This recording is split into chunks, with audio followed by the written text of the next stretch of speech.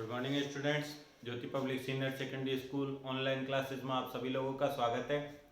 Class 6 में SST का जो हमारा लेसन चल रहा था 19 नंबर का लोकल गवर्नमेंट द पंचायती राज, तो उसी चैप्टर को आज हम आगे पढ़ना स्टार्ट करते हैं।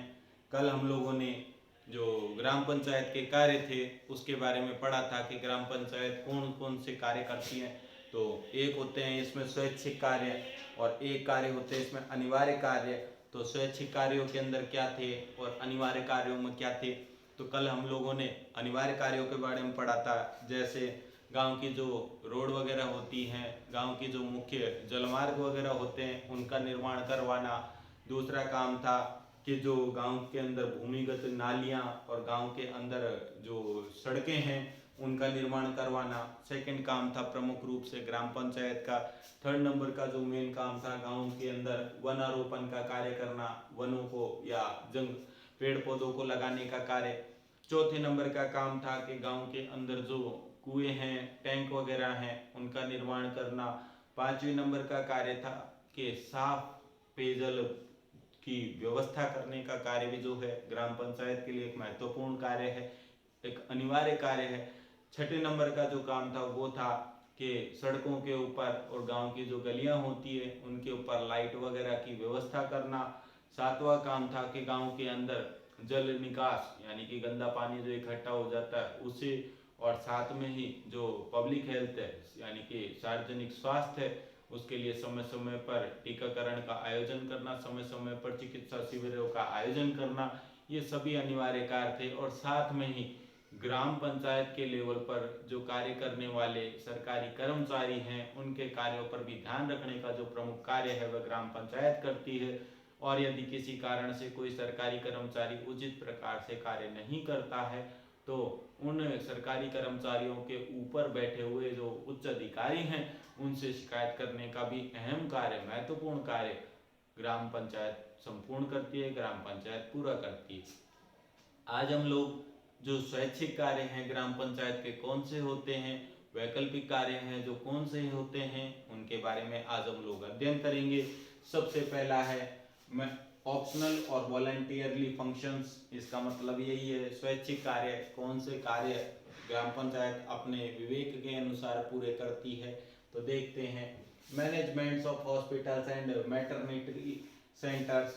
गाँव के अंदर चिकित्सा का जो स्तर है काफ़ी पिछड़ा हुआ होता है, ज़्यादा विकसित नहीं होता है शहरों की तुलना में। लेकिन गाँवों के अंदर ग्राम पंचायत का एक स्वैच्छिक कार्य यह होता है कि गाँव में यदि किसी प्रकार का कोई छोटा मोटा हॉस्पिटल है तो उसकी व्यवस्था करेगी। और साथ में जो प्रसूति केंद्र है यानी कि जब कोई माँ बच्चे को जन्म देने वाली होती है तो ऐसी जगह पर पुराने समय में हम देखते थे कि दाई माँ वगैरह को बुलवाया जाता था और फिर बच्चे की डिलीवरी करवाई जाती थी।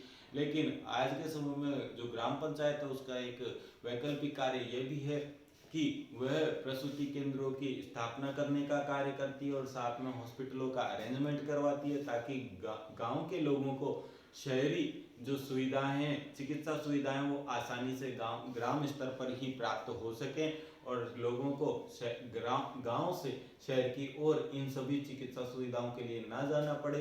तो इस महत्वपूर्ण कार्य को भी ग्राम पंचायत पूरा करती है। सेकंड नंबर का महत्वपूर्ण कार्य है management of village markets.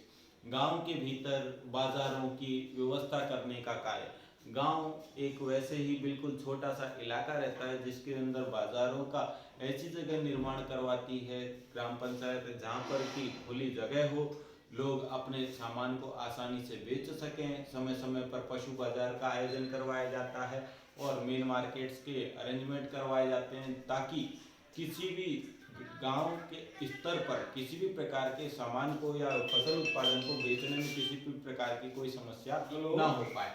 Third number का कार्य है management of veterinary hospital for the treatment of cattle.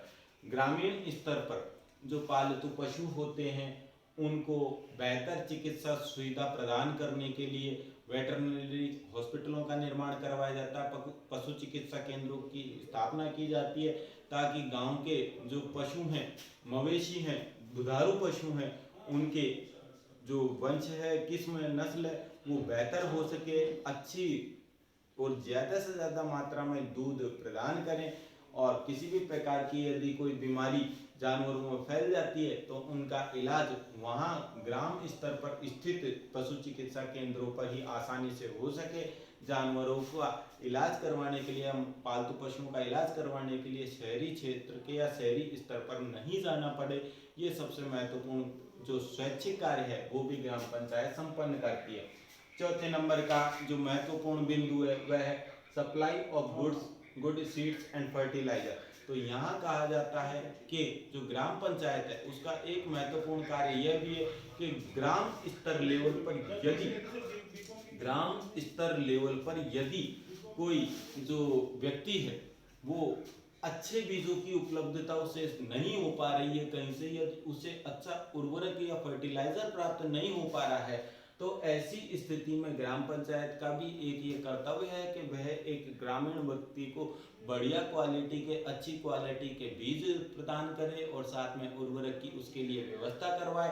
क्योंकि जब गांव के अंदर अच्छी बीज वगैरह का प्रयोग किया जाएगा तो अच्छी फसल होगी, साथ में ही अच्छे उर्वरकों के कारण जो फसल का उत्पादन है उसकी भी मात्रा, जो प्रोडक्शन है, फसल का प्रोडक्शन है, वो काफी हद तक बढ़ जाएगा। अब हम आगे देखते हैं organising recreation and entertainment programme. ग्रामीण लेवल पर, ग्राम पंचायत स्तर पर समय समय पर मनोरंजन और विहार से रिलेटेड कार्यक्रमों का आयोजन करवाया जाता है। जैसे समय समय पर नुक्कड़ नाटक, नौटंकी आदि का आयोजन करवाया जाता है ताकि ग्रामीण लोगों का उचित प्रकार से, समुचित प्रकार से मनोरंजन हो सके। तो ये इस प्रकार के कार्यों का भी जो आयोजन है वो ग्राम पंचायत करवाती है। फिर है ओपनिंग लाइब्रेरी। गांव के बच्चों को या गांव के युवाओं को नई से नई विषय से संबंधी जानकारी प्रदान करने के लिए ग्राम पंचायत स्तर के ऊपर ही लाइब्रेरी का जो स्थापना है इसका भी महत्वपूर्ण कार्य ग्राम पंचायत करती है। ग्रामीण लेवल पर ही पुस्तकालयों का निर्माण करवाती है ताकि गांव के बच्चों को पढ़ाई करने के लिए या किसी भी विषय से संबंधी जानकारी प्रदान करने के लिए, जानकारी लेने के लिए उन्हें शहर तक न जाना पड़े। आसानी से ग्रामीण स्तर पर ही ये सारी चीजें और सारी नॉलेज जो है उन्हें आसानी से उपलब्ध हो जाए। 7वें नंबर की चीज है होल्डिंग ऑफ विलेज। तो यहाँ पर कहा गया है कि जो गांव है तो गांव की सीमा का निर्धारण करने का जो प्रमुख कार्य रहता है वह भी ग्राम पंचायत का रहता है। यानी कि अपने सीमित क्षेत्र के भीतर विकास के कार्य का समुचित जो उत्तरदायित्व है वह भी ग्राम पंचायत स्तर पर होता है। अब यहाँ पर हम लोगों ने देखे जो स्वैच्छिक कार्य हैं उनके अंदर 7 अलग अलग कार्यों का यहाँ पर वर्णन आया। अब इसके बाद हम बात करते हैं ब्लॉक समिति। यहाँ पर इस ब्लॉक समिति को कई अलग अलग नामों से जाना जाता है। जिला पंचायती राज की सेकंड स्तर है और लोकतंत्र प्रशासन की ये 2nd नंबर की इकाई है। तो देखते हैं ब्लॉक समिति in some areas are also called खंड समिति। अब ब्लॉक समितियां जो रहती है कुछ स्थानों पर इनको खंड समितियों के नाम से भी जाना जाता है। और साथ में आगे कहा जाता है कि वाइल इन अदर, और जबकि कुछ अन्य क्षेत्रों में they are also called the प्रखंड समिति, इन्हें प्रखंड समिति के नाम से भी जाना जाता है। तो कुछ जगह पर इन्हें खंड समिति कहते हैं, कुछ जगह पर इन्हें प्रखंड समिति के नाम से जाना जाता है। द ब्लॉक समिति is an important link between the village panchayat on the one side and the जिला परिषद ऑन द अदर। तो कहता है कि ब्लॉक समिति जो है एक तरफ तो देखा जाए तो पंचायत राज को या ग्राम पंचायत को, और दूसरी तरफ देखा जाए तो जिला पंचायत को जोड़ने का एक प्रमुख कार्य करती है, एक प्रमुख लिंक होती है। यानी कि जिला परिषद और ग्राम पंचायत को जोड़ने के बीच में जो सबसे महत्वपूर्ण कड़ी है वह ब्लॉक समिति अपना रोल निभाती है। तो आज इस वीडियो में देखा कि हम लोगों ने जो लोकल गवर्नमेंट है उसमें ग्राम पंचायत जो थे उसके 2 प्रकार के कार्यों के बारे में हमने बात करी। अनिवार्य कार्य कौन से थे, स्वैच्छिक कार्य कौन से थे, और साथ में हमने ब्लॉक समिति की जो भूमिका है उसे आज से स्टार्ट कर दिया। कल हम पढ़ेंगे कि ब्लॉक समिति के कार्य क्या हैं, इसमें सदस्यों का चुनाव किस प्रकार से होता है, और कौन कौन से ब्लॉक समिति के कार्य होते हैं, कौन कौन से इनकम के सोर्स होते हैं ब्लॉक समिति के लिए। तो आज के वीडियो में सिर्फ इतना ही। नेक्स्ट वीडियो के भीतर हम लोग पढ़ेंगे ब्लॉक समिति से रिलेटेड और अन्य बातें। तो वीडियो यदि पसंद आए तो ज़्यादा से ज़्यादा लाइक, सब्सक्राइब और शेयर कीजिए। Thank you.